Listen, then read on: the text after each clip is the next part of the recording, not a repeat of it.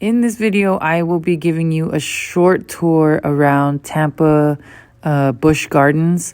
And this is the first ride that we got on, which is Cheetah Hunt. We had no idea what to expect, but it ended up being a really, really fun ride and actually my personal favorite, just because I think it had the perfect amount of drops and speed and everything for my liking.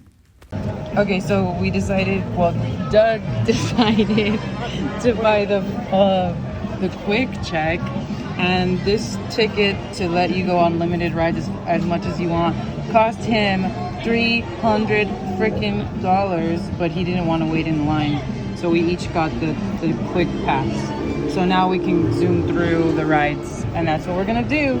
Thanks to the quick pass, I was second in line to ride the Cheetah Hunt, and it's two people per seat.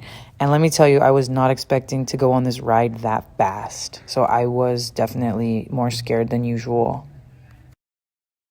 By our Cheetah Habitat. How you doing today? Woo! Awesome. Hi, campers. My name's Sam. I'm one of the cheetah trainers here at Busch Gardens. Thank you for joining me for our first presentation of the day. We did a special one for you guys because we're going to be running Kiara. She's a 7-year-old female cheetah, and she is still learning how to be a great runner here in the park. How we teach our cheetahs is with this equipment that you can see Justin and Josh are setting up right now. So he's taking a really long green string all the way across the habitat, and he's going to hammer some pulleys in the ground. Now, Busch Gardens is pretty unique compared to some other facilities that do cheetah runs because we have removable pulleys. So we can change up that track pattern every single day. Whereas most other facilities that do cheetah runs have stationary pulleys. So that's the unique thing about Busch Gardens. We can constantly change up our track pattern. Just like how no two hunts in Africa are the same, no two runs here are going to be the same. So if you come back on a different day, you might see one of our 10 different cheetahs. You might see different track setup as well. Sometimes we do round trees, do zigzag, lightning bolt patterns. So the cheetahs really never know what they're going to get when they come out here. That's one of my favorite things about this area. You can watch 100 different cheetah runs. They're all going to be different in some way, shape, or form. So after we hammer those pulleys in the ground, we're going to bring it all the way back across the track and tie it together in a loop and wrap it around that machine that you can see on the left-hand side of the habitat. Now, it's a pretty simple machine. It's just a battery that connects to a motor that spins the wheel forwards and backwards. But that's really important because that's how we operate our moving target. So the moving target that we use here at the park is just a simple bundle of feathers. So really nothing special about it, just 5 or 6 bird feathers that we tie together in a bundle. And that is what the cheetahs are trained to chase after. So that's really the biggest difference between a cheetah running at Busch Gardens versus Africa is just that motivation behind the run. So if you hammer the run, exactly the same thing you see out in Africa, but that motivation is totally different. So think about in Africa, they're running to survive. If you don't run, you don't catch your food, you don't get to eat for that day. That's not the case here at Busch Gardens. They get all their food no matter what. They run because they want to, not because they're hungry and they have to run. So they get all their food here no matter what, regardless if they That's kind of cool because it regularly is usually so bad for them that they have all that energy and they're just so they have to learn how to be great runners out there. Cheetahs, they're not going to catch their food on the first few hunts that they go on, but they learn what to do, what not to do in order to become a better runner.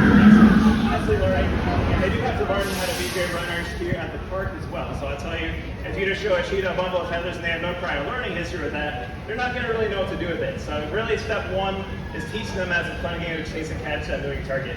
We break down all our behaviors into small little baby steps that we call approximations. And there's a few approximations involved in this full run training process.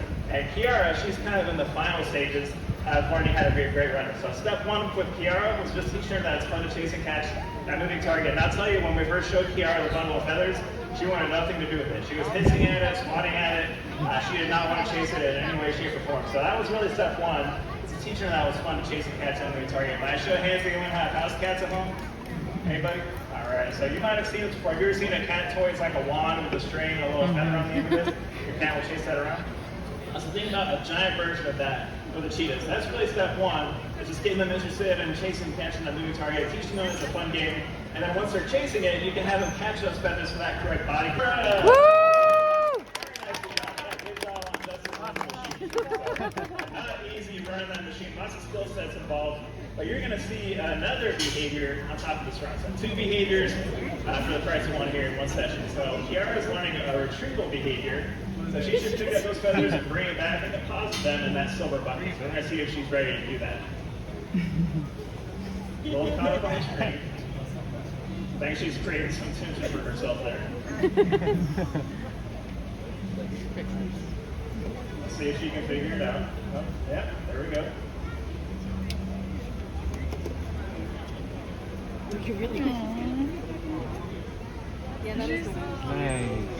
Okay, so here's some more B-roll of another ride that I really liked. This was Cobra's Curse. This ride wasn't too scary, so it's a better one for the kids, and you don't really have to brace yourself that much because there's not a lot of impact, but it was really fun. And again, it was another one of my favorites. Back there is Monty, another ride that I also enjoyed where your feet are dangling. Don't quote me on the name of that. And here are some tree people that were just hanging around the park, and you can take pictures with them or a video. And obviously they have stilts on, and they're just walking around greeting people. So I thought they were really, really cool because they stay really still for a while and then they start moving again. Okay, this was so cool. This was the Cheetah Run. I'm glad I got this because you can see really how fast these creatures go, and this one's going around 60 miles per hour.